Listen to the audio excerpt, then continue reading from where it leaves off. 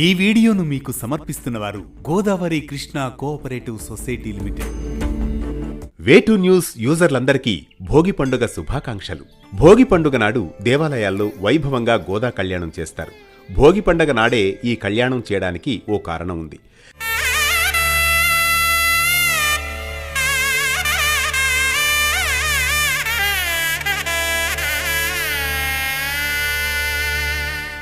తమిళనాడులోని శ్రీవిల్లిపుత్తూరులో వటపత్రసాయిగా వెలిసిన శ్రీకృష్ణుడికి సేవ చేసుకుంటూ ఉండే విష్ణు చిత్తులకు ఓ రోజు ఆలయ పూదోటలో తులసి మొక్కల పొదల్లో ఓ పసికందు కనిపిస్తుంది.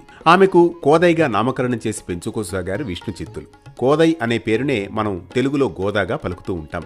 కృష్ణుడిపై గోదాదేవికి ఉన్న అపారమైన భక్తి కాస్త క్రమంగా ప్రేమగా మారుతుంది. స్వామికి సమర్పించే పూమాలలు ముందుగా తాను వేసుకుని ఆ తర్వాత స్వామికి సమర్పించేది. ధనుర్మాసంలో శ్రీకృష్ణుడిని కీర్తిస్తూ 30 పాసురాలు పాడి తన ప్రేమను చాటుకుంది.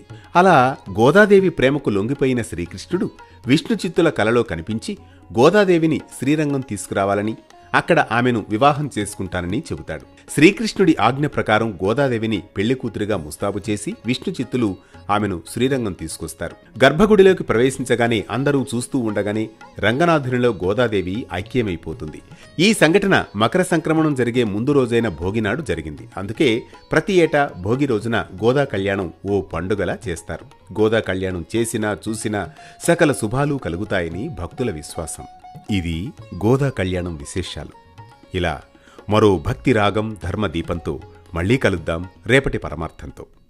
కనరండి కనరండి కళ్యాణము వైభోగంగా జరిగే కళ్యాణము.